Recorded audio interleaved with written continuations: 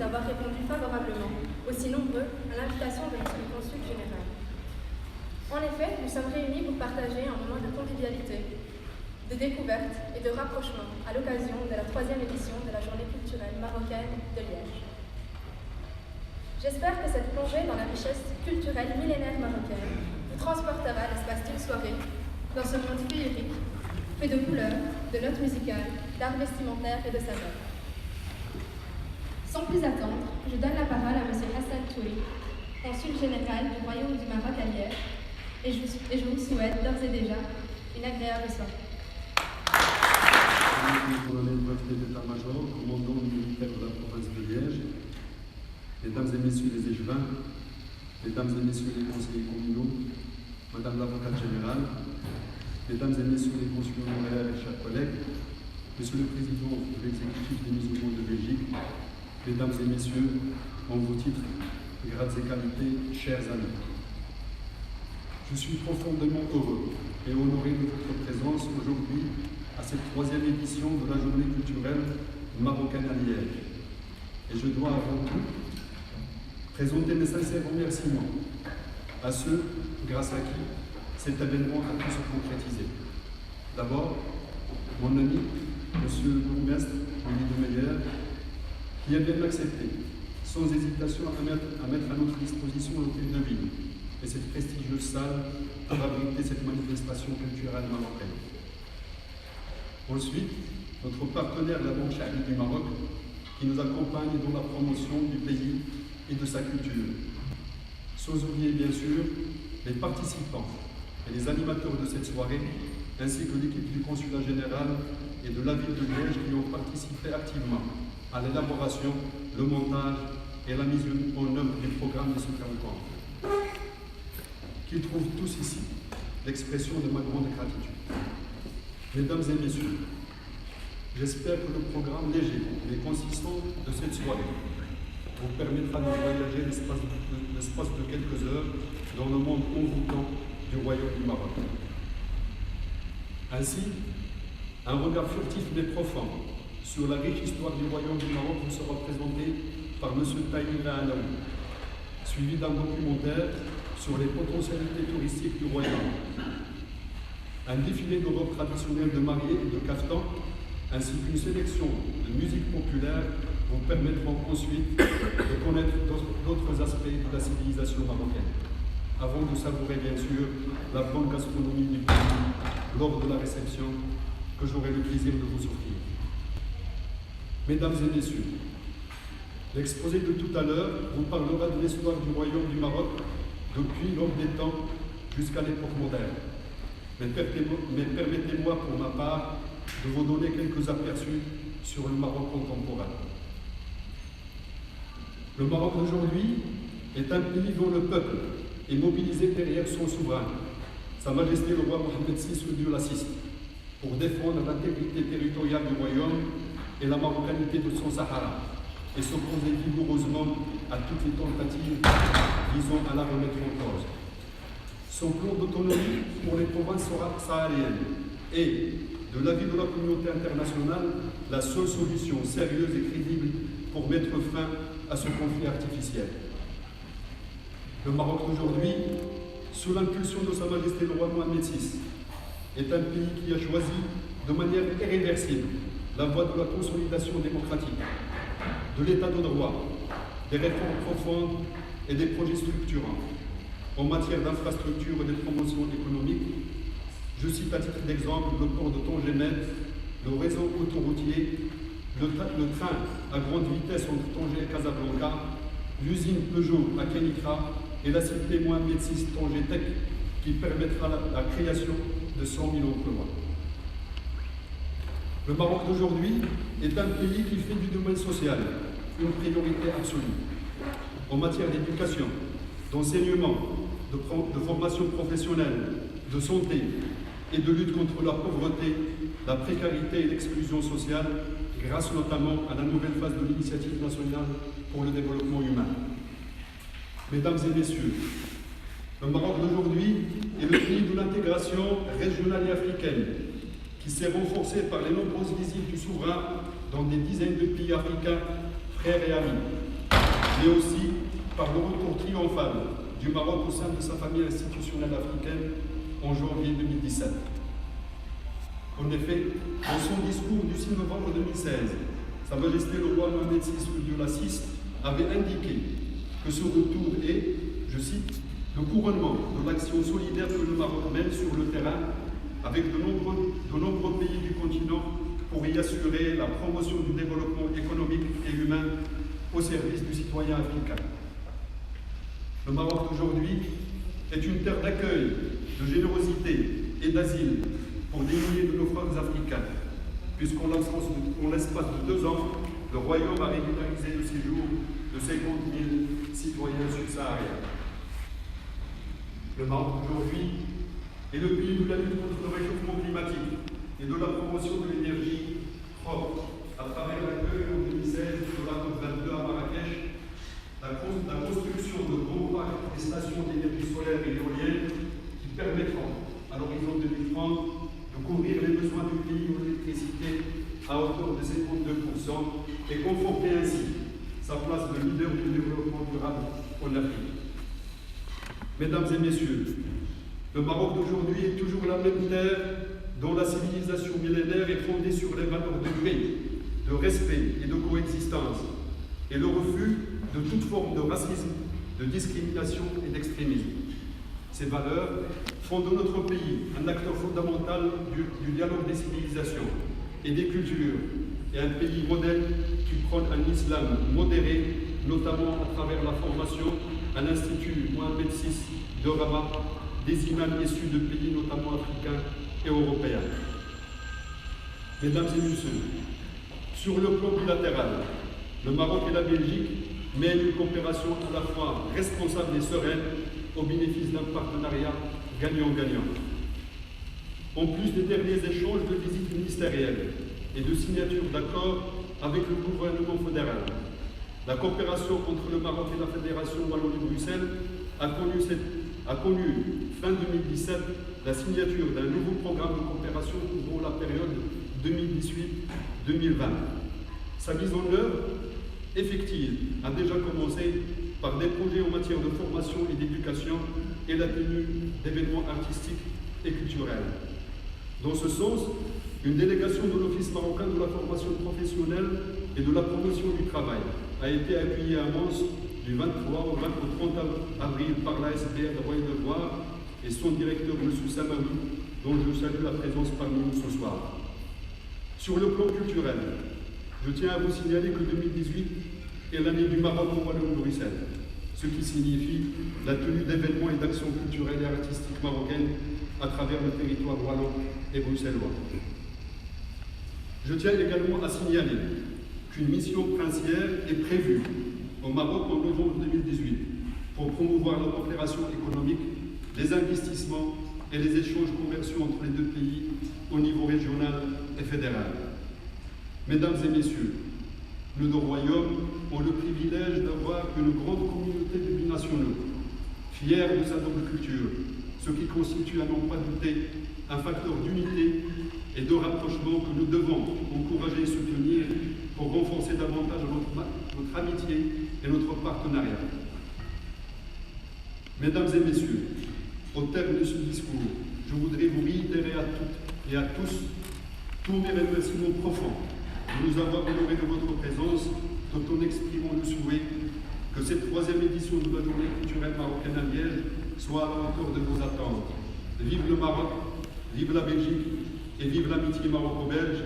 Merci de votre attention.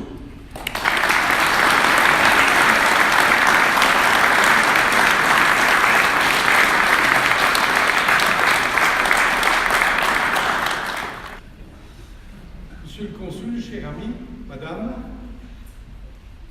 messieurs les consuls honoraires, mesdames et messieurs les échevins, mesdames et messieurs les conseillers communaux, monsieur le président de l'exécutif des musulmans, mesdames et messieurs, chers amis,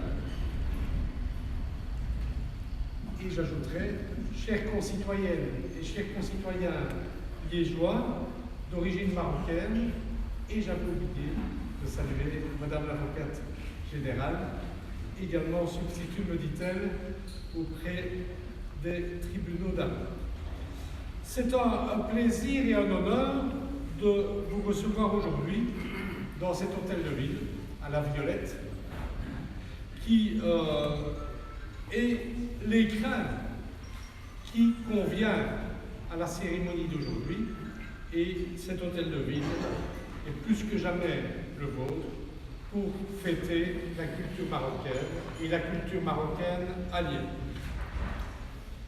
Il y a 4 ans, rappelons-nous, nous célébrions avec faste le cinquantenaire de l'arrivée marocaine à Liège.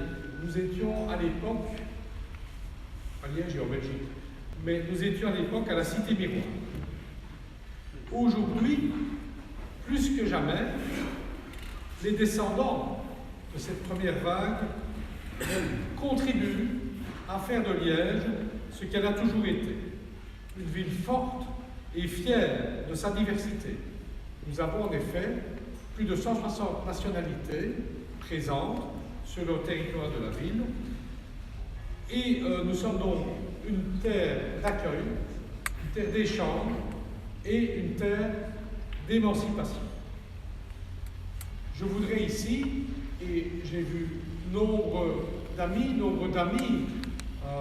dans cette salle, à l'invitation de Monsieur le Consul Général, qui sont des piliers économiques et des piliers culturels de notre ville et de notre région. J'ajouterai, Hassan, des piliers académiques de premier plan. Je voudrais ici, et la communauté italienne ne m'en voudra pas, on avait coutume de dire, si on retire les Italiens de Liège, Liège s'effondre. Et je suis persuadé que la communauté marocaine et liégeoise est maintenant un des piliers essentiels de notre ville et qu'elle est en passe de jouer le même rôle que la communauté italienne. Et nous aimons à la fois la diversité et la culture. Et, Monsieur le Consul, votre programmation d'aujourd'hui, à la fois historique, institutionnelle, culturelle, économique, gastronomique, est un résumé de ce qu'on doit savoir et de ce que nous savons déjà un peu, mais que nous allons encore savoir. Donc, fiers du secteur culturel et associatif de la diaspora marocaine, nous sommes aussi très honorés de la présence d'un consulat de carrière sur le territoire de la ville. C'est le seul présent, même si nous avons une grande délégation de consuls honoraires qui joue un rôle fondamental et nous sommes fiers de cette grande communauté diplomatique. Je voudrais ici, si vous le permettez, Monsieur le Consul, vous saluer officiellement, ainsi que votre épouse, mais aussi saluer vos équipes, dont on sait qu'elles travaillent sans relâche et avec beaucoup d'efficacité.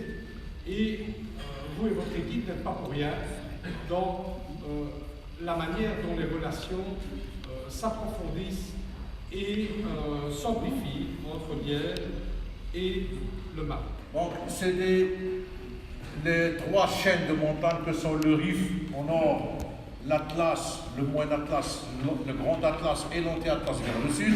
Ces trois chaînes de montagnes sont des chaînes qui nous permettent de voir un peu où sont situés les châteaux d'eau du Maroc et les sources d'eau. Et donc les zones qui viennent par après sont des zones qui sont moins irriguées.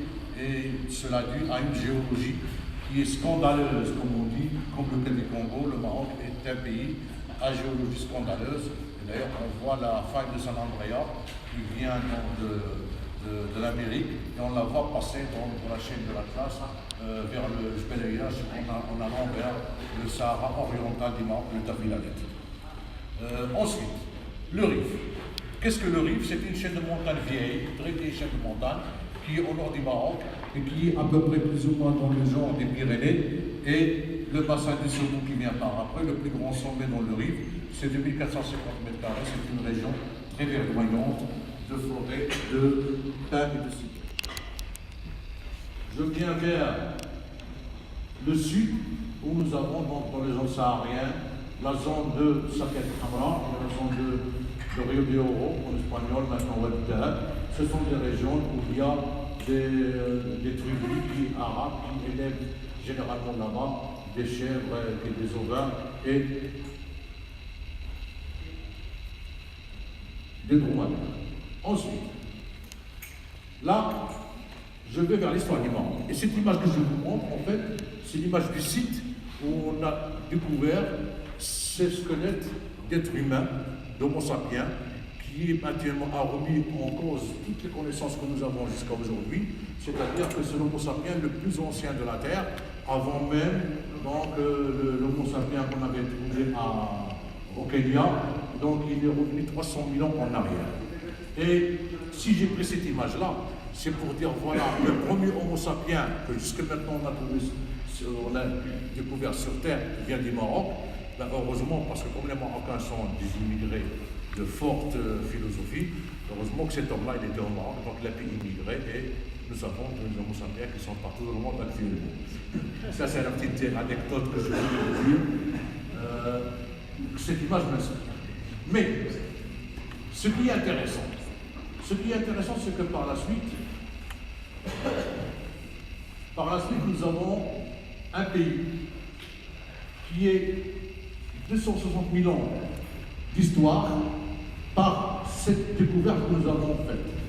Cette découverte-là permet donc de retourner en arrière et les Grecs qui ont pris le Maroc, ils se sont installés et ils ont appelé ces populations les Mauriciens. Les Mauriciens, c'est-à-dire les biens occidentaux, et ces Mauriciens-là, jusqu'en Algérie occidentale. Ensuite, Les Grecs ont laissé le passage ensuite aux Romains qui sont venus s'installer dans les zones du Maroc, voulu découvrir le long du Maroc. Donc on peut dire que ce pays-là est un pays qui était fort convoité et fort visité par les populations antérieures.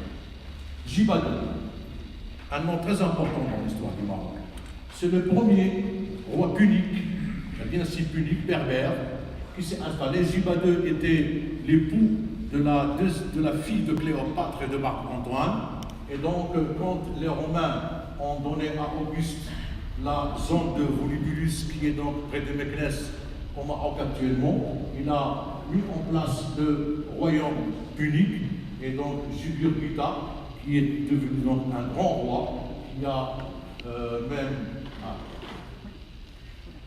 Jugurtha, donc, qui signifie le plus haut placé. Donc ce sont des noms berbères amazigh d'origine qui signifient qui ont des sens. Et par conséquent, ces gens-là, Ananunis par exemple, qui signifie le meilleur d'entre tous, ce sont tous des grands rois puniques et qui ont tenu la dragée haute aux Romains et à Jules César. Il a fallu que César organise donc un dîner où il a empoisonné Jibadou afin qu'il lui prenne la conquête du Maroc, et c'est ainsi que les Romains ont pu donc prendre le Maroc avec eux.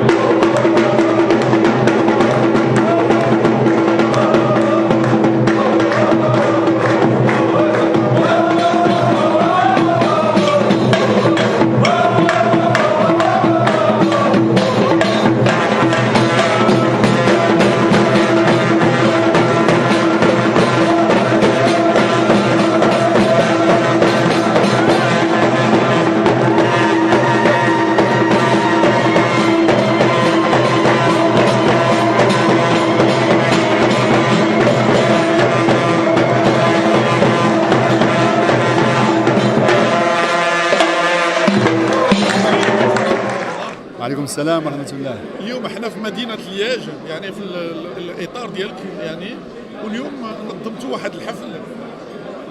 اش من مناسبة علاش كتنظموا هذا الحفل هذا؟ هذه النسخة الثالثة ديال اليوم الثقافي المغربي بمدينة لياج. منذ تعييني سنة 2015 عملت على تنظيم هذا اللقاء وهذا اليوم الثقافي المغربي، اولا لجمع شمل المغاربه، لان الجاليه المغربيه بوالونيا بصفه عامه وليج بصفه خاصه مهمه جدا، وثانيا لاعطاء الفرصه للمغاربه وكذلك الاجانب، يعني السلطات البلجيكيه والمجتمع المدني البلجيكي انه يكتشف الغنى ديال الثقافه ديالنا المغربيه، وكذلك الانجازات اللي كينجزها المغرب تحت صاحب الجلاله نصره الله، السياسه الرشيده ديالو في جميع الميادين. وهذه فرصه كنعرفوا الناس بالانجازات الحمد لله ديال سيدنا الله ينصرو وديال الحكومه المغربيه في جميع المجالات، منها السياسيه وحقوق الانسان وحقوق المراه والطفل والانجازات على المستوى الاقتصادي وعلى المستوى الاجتماعي وعلى المستوى ديال الحمد لله الثقافه المغربيه الغنيه. وكذلك ان المغرب كيمتاز كبلد ديال التسامح وديال الاسلام الوسطي، هذه مناسبه ان الناس كيكتشفوا الحمد لله هاد الانجازات كلها وهذه الامور اللي كتكون ربما غافله على واحد المجموعه ديال الناس هنا في بلجيكا. فعلا ان بعض القناصله يعني اكدوا لنا اليوم في الحضور ديالهم انهم خذوا واحد الدرس يعني على المغرب، ومن بينهم الاعتراف المملكه المغربيه بولايه امريكا، وكذلك يعني المغرب اللي كان بين على التسامح ديالو، اللي كان منع ان الالمانيين ياخذوا اليهود المغاربه. يعني ما كان شنو هو رد الفعل ديالكم على هذه القضيه هذه؟ اش كنتم بغيتوا تبينوا لهاد الناس هادو؟ اولا بغينا نبينوا لهم ان المغرب كبلد يعني التاريخ ديالو كيرجع الى مئات الاف السنين. يعني الحمد لله انتم كتعرفوا بان الاكتشافات اكدت السنه الماضيه انه الانسان القديم عاش في المغرب، واول انسان عاش في المغرب يعود الى 300 الف سنه من قبل. ان الاكتشافات اللي كانت من قبل كانت كتمشي ل 200 الف سنه. هذا كيعني بانه الحمد لله المغرب كان ديما التاريخ ديالو متاصل ومتجدر. ولكن كذلك المغرب كبلد اللي الحمد لله عنده واحد التراث واحد الحضاره اللي عندها 1400 سنه. يعني كبلد اللي كيعرف الملكيه وكيعرف الاندماج ما بين الشعب المغربي والعائلات الملكيه اللي يتواكبوا عليه. والحمد لله ان حاليا الاسره العلويه اللي نتشبت بها الشعب المغربي بشكل كبير. هذا اولا، لان من خلال هذاك العرض التاريخي اللي قدمه الاستاذ الطاهري بين هذه الامور كلها انه الحمد لله المغرب بلد اللي عنده تاريخ طويل وطويل جدا، وفيه ملاحم عبر التاريخ اللي اكدت انه المغرب بلد التسامح وبلد التعايش. والحمد لله المغرب كما كتعرفوا، ولكن بزاف الناس ما كانوش كيعرفوا هذه الامور، كانت فرصه لهم. بعض المسؤولين كذلك البلجيكيين اكدوا لي كذلك انا هذه المساله، انهم ما كيعرفوش بانه كاين هناك مواطنين مغاربه يهود، وبانه المواطنه في المغرب كتجي قبل الاعتقال. لان الحمد لله كاين المواطنين مغاربه يهود يعيشون في المغرب بسلام، يعني كمواطنين عندهم الحقوق كامله. وهذا ما كيرجعش غير لهذا الوقت الحالي، وانما هذا هو المغرب الاصيل اللي حنا كنعيشوا فيه دابا، ولكن عاشوا فيه جدودنا الاولين.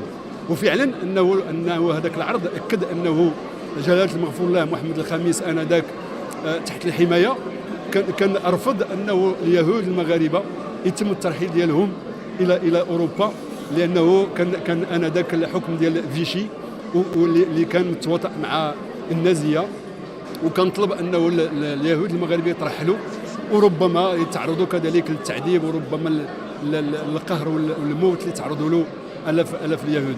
وهذا الحمد لله موقف اللي كيشهد العالم كله كيشهد به المغرب وجلاله المغفور له محمد الخامس، ولكن بزاف الناس ما كانوش كيعرفوا. هذه كانت فرصه لهم. كذلك انه العلاقات الحمد لله ديال المغرب كبلد كان عنده وزن في التاريخ. كان اول بلد اعترف بالاستقلال ديال الولايات المتحده الامريكيه هو المغرب، وما كاينش شي رئيس امريكي اللي كيوصل للبيت الابيض وما كياكدش هذه المساله. والاعتراف ديال الولايات المتحده الامريكيه بهذه الخطوه اللي كان قدم عليها المغرب انذاك كتبقى اعتراف الى الابد. سعادة السيد القنصل، هذه المعرفة يعني اللي بينتوا اليوم يعني لهاد الناس هادو اللي منهم طرف من الجالية وطرف يعني من الناس أجانب يعني بلجيكيين كيعيشوا هنا في لياج وعبر لا والوني كعامة، واش كتظنوا أن الجالية المغربية عندها علم بهذا التاريخ؟ هو الاكيد هو ان هناك مجموعه من افراد الجاليه المغربيه وخصوصا من الجيل الثاني والثالث او الثالث والرابع كيجهلوا واحد العدد ديال المعطيات على التاريخ ديال المغرب. ولكن حنا من خلال هذه الانشطه ومن خلال واحد المجموعه ديال الانشطه كنديروها مع الفاعلين الجمعويين هنا بمنطقه والونيا وكذلك باللوكسمبور، كنحاولوا من خلالها اننا نعطيو اشارات واننا نبينوا لهذا الشباب انهم خصهم يعتزوا بالمغربيه ديالهم ويعرفوا بانه البلد ديالهم عنده جذور كبيره وعنده الحمد لله تاريخ عريق وعنده اسس اللي هي كتاثر او كتبني الشخصيه ديال المواطن المغربي. اذن انا اكيد ان هناك العديد والالاف كيجهلوا هذه المساله، ولكن الى تعاوننا جميع يعني كمسؤولين وكادارات وكممثلين ديال المملكه المغربيه، ولكن كذلك الفاعلين الجمعويين والسلطات البلجيكيه، يمكننا نوصلوا ان العدد كبير واجيال من الجاليه المغربيه هنا ببلجيكا تعرف هذا التاريخ الغني وتفتخر به، وبيان سور توارثوا باش الاجيال المقبله يعرفوا الحمد لله انه المغرب بلد اللي كيشرف وبلد اللي هو يعني كينتمي الى الاسره العالميه ماشي دابا ولكن منذ القدم. كما تقدمتم به سعادة القنصل يعني في الخطاب ديالكم يعني قلتوا أن بلجيكا هذا العام اختارت المغرب كبلد متجه إليه. ما هو يعني الخطاب اللي يكون متوجه لهذه الشركات البلجيكية أو ديال الجالية المغربية تجاه المغرب من الناحية الاقتصادية؟ اولا قبل ما نجاوبك على هذا السؤال بغيت ناكد على انه الخطاب ديالي حاولت نبين فيه المغرب اليوم، مغرب جلاله الملك محمد السادس نصره الله، اللي هو متعبئ المغرب كبلد وكشعب متعبئ وراء صاحب الجلاله للدفاع عن الوحده الترابيه الوطنيه. المغرب اليوم اللي هو الحمد لله المغرب ديال حقوق الانسان وديال العداله الاجتماعيه وديال الديمقراطيه. المغرب اليوم هو ديال البلد ديال التسامح والتعايش.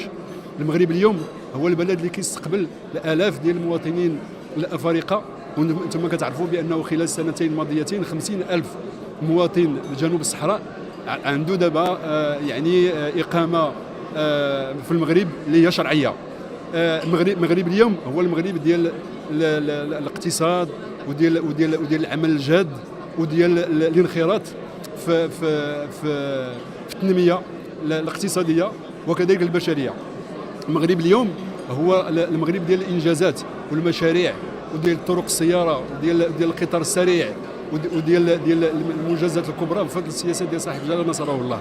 وكذلك اكدت في الخطاب ديالي انه العلاقه ما بين بلجيكا هي علاقه متميزه، وكما كتعرفوا انه في نهايه 2017 تم التوقيع على برنامج عمل لمده اللي كيشمل الفتره ما بين 2018 و2020، واللي بدا الحمد لله العمل به مؤخرا عن طريق واحد العدد ديال الانجازات اللي هي ثقافيه وكذلك في ميدان التعاون في التكوين بصفه عامه.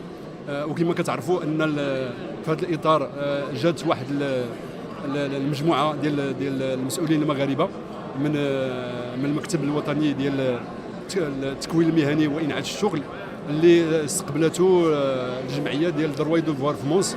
وهنا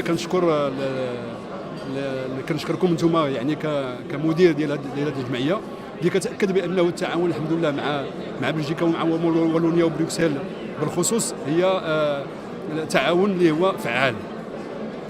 ومن خلال هذا المنبر كندعيو هاد الشركاء البلجيكيين والشركات ورجال الاعمال سواء منهم البلجيكيين او كذلك البلجيكيين من اصل مغربي انهم يغتنموا الفرصه، لانه المغرب الحمد لله بلد اللي كيستقبل يعني الناس اللي عندهم مشاريع، الناس اللي بغات تستثمر، لانه المغرب بلد الحمد لله ديال الامن وديال الامان وديال الاستثمار في واحد المجموعه ديال الميادين اللي النجاح فيها مضمون فيها 100%.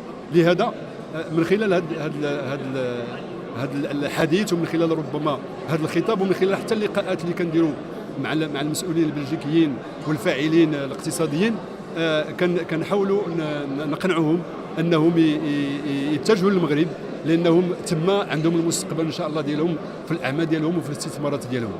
شكرا سعادة القنصل العام، شكرا، وان شاء الله الفرصه يعني ليديسيون الرابعه غادا تكون من اشواق ان شاء الله.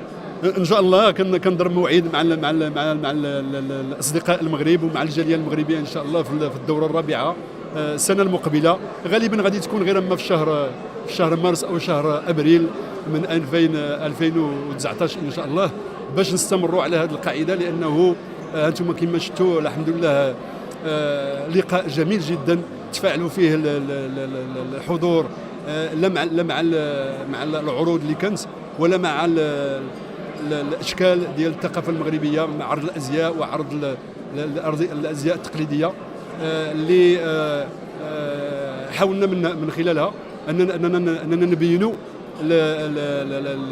الغنى ديال الثقافه المغربيه من خلال اللباس، دونك في الشمال في الجهه ديال سوس وكذلك الاقاليم العزيزه علينا الاقاليم الصحراويه. كذلك من خلال الموسيقى الشعبيه استمتعوا الناس واكتشفوا واحد المجموعه ديال الاشكال ديال التراث المغربي الاصيل، منهم قنوه، منهم عبيده الرماه، منهم الدقه المراكشيه، وهذا نال اعجاب الجميع. وان شاء الله موعدنا السنه المقبله ان شاء الله.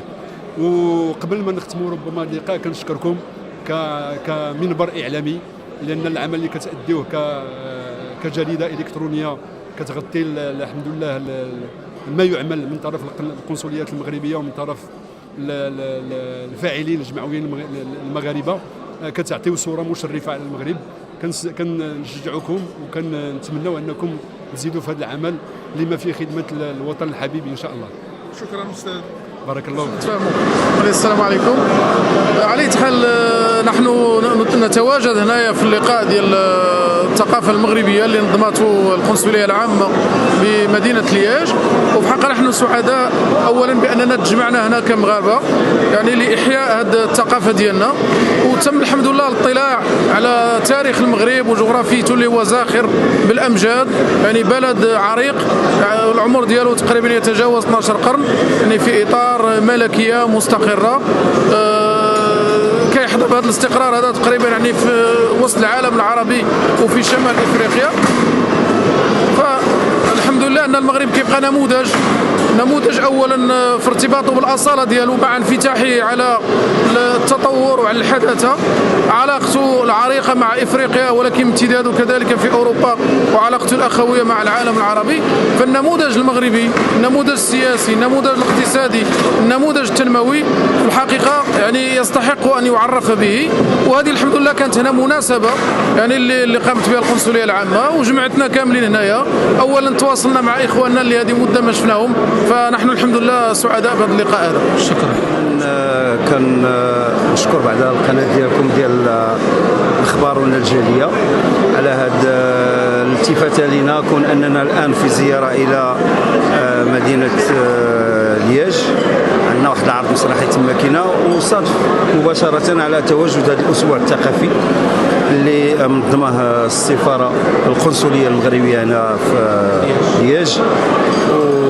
بطبيعة الحال كانت عندنا الصباح واحد الزيارة للسيد القنصل سي حسن توري، واللي لقينا فيه واحد الصدر الرحب هو حسن الضيافة والكرم، وهذا أكيد على أننا كنا كنعرفوه من قبل، ولكن الحمد لله الآن زدنا تأكدنا ولمسنا هذا الشيء من خلال لقائنا بواحد المجموعة ديال المواطنين المغاربة وتكلموا لنا عليه بزاف.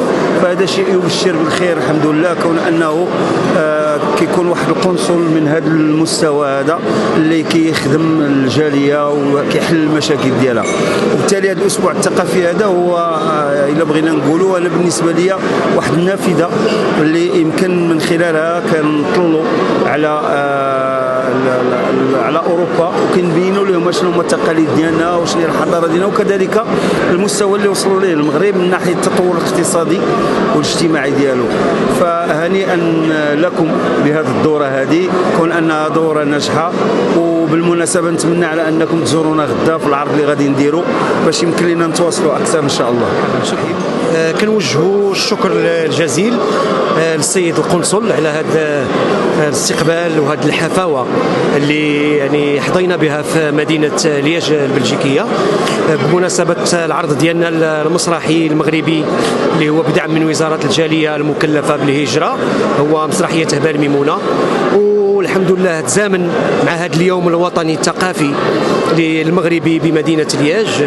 الحمد لله كان واحد اللقاء جميل جدا مع جميع الأطياف، لا مغاربة ولا أجانب.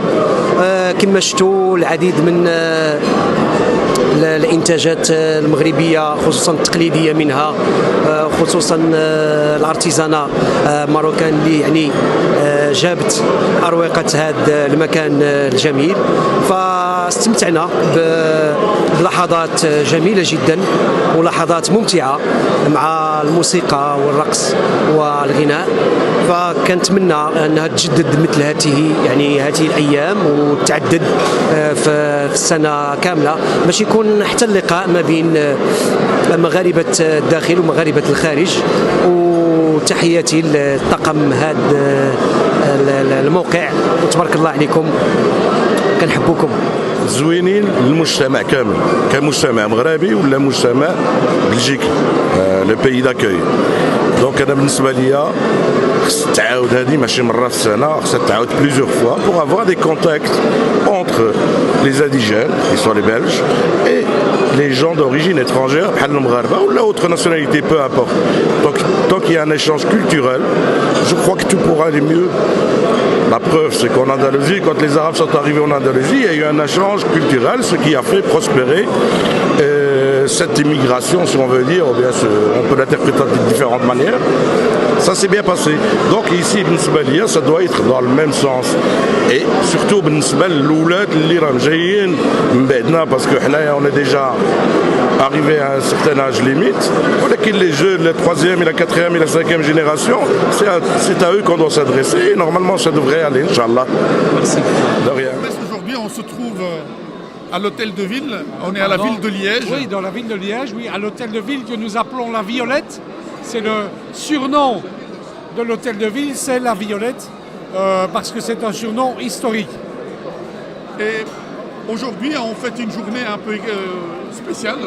Tout à fait. Donc aujourd'hui, c'est la journée culturelle du Maroc à Liège, avec les autorités diplomatiques, avec monsieur le consul général, qui est venu à la fois pour la culture, mais aussi pour l'histoire et pour l'économie, puisque nous avons ici une importante communauté liégeoise d'origine marocaine. Ils étaient présents dans cette salle. Ils sont très importants pour la vie à Liège, dans le domaine économique, dans le domaine culturel. Et je voudrais dire que j'ai appris des choses aujourd'hui extrêmement importantes à mes yeux, grâce à la conférence qui a été donnée par le professeur et qui montre combien la civilisation marocaine est ancienne, combien elle est plurielle et inclusive et combien elle a été extrêmement déterminante. On apprend que le Maroc est le premier pays à avoir reconnu les États-Unis et on apprend aussi que le Maroc et son roi ont protégé. Donc c'est important d'abord entre les deux royaumes, c'est important aussi pour la gestion des villes. Nous sommes jumelés avec Tanger, nous souhaitons améliorer ce jumelage et nous voulons aussi faire en sorte que les jeunes d'origine marocaines à Liège comprennent bien qu'ils sont pour nous porteurs d'espoir pour être un pont entre Liège et le Maroc, entre Liège et Tanger, et qu'on développe ainsi encore mieux les relations culturelles et les relations économiques.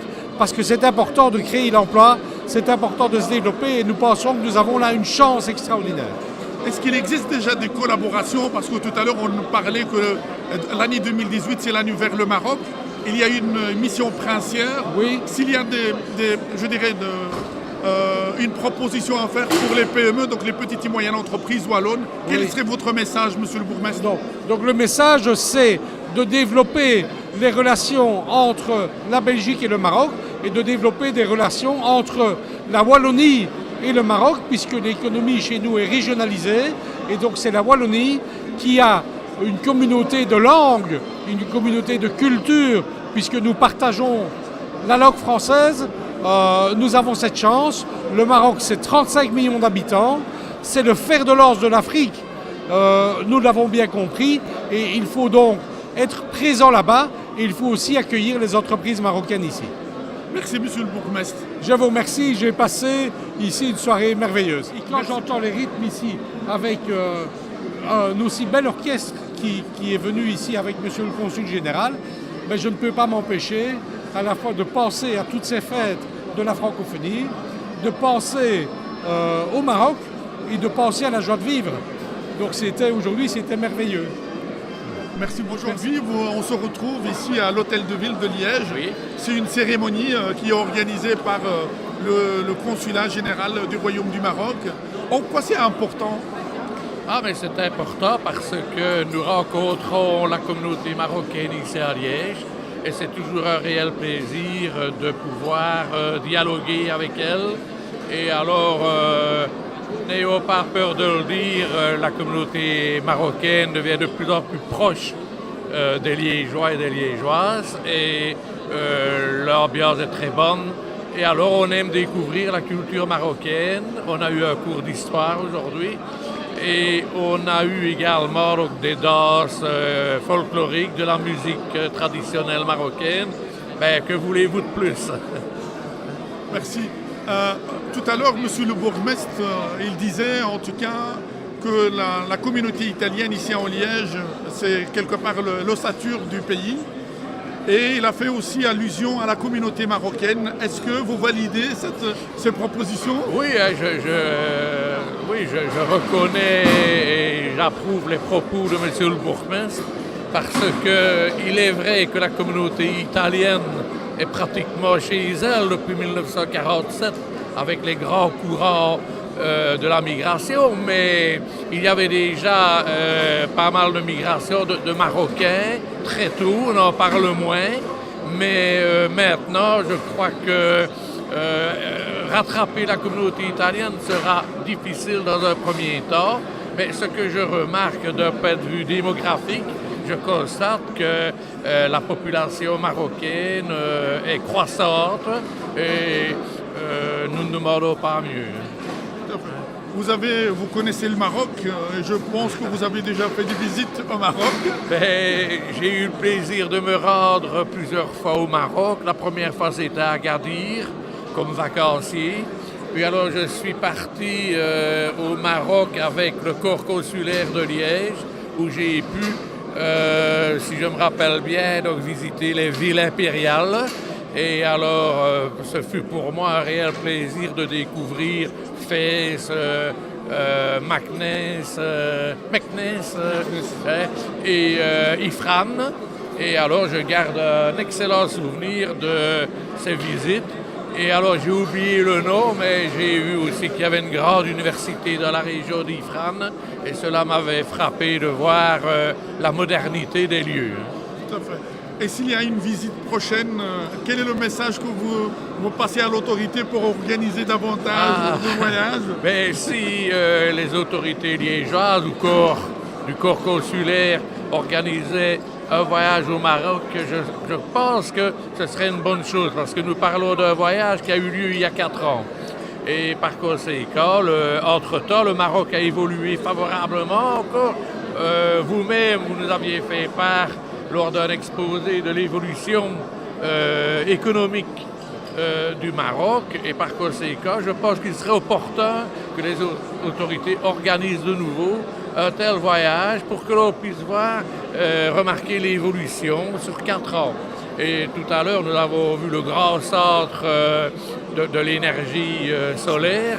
Donc tout ça fait que le Maroc devient de plus en plus attirant et va au-delà du voyage vacancier. Je pense que les voyages culturels, socio-économiques devraient prendre le pas maintenant. Tout à fait. Tout à l'heure, monsieur le consul général a mis en évidence une mission princière avec la princesse Astrid, qui sera organisée entre le 25 et le 30 novembre 2018. Est-ce que vous avez des conseils à donner pour les entreprises, en tout cas, qui hésitent encore pour prendre une décision? Si j'ai un conseil à donner aux entrepreneurs wallons et liégeois, forcément, c'est de participer pour pouvoir rencontrer, comme nous l'avions fait à l'époque, les représentants des chambres économiques. Et par conséquent, c'est le meilleur moyen pour que les échanges économiques puissent se réaliser dans le futur. Et si j'ai un conseil à donner, c'est vraiment de participer parce qu'il y a un dynamisme marocain qui doit absolument être pris en considération. Merci beaucoup en tout cas, c'est bien gentil.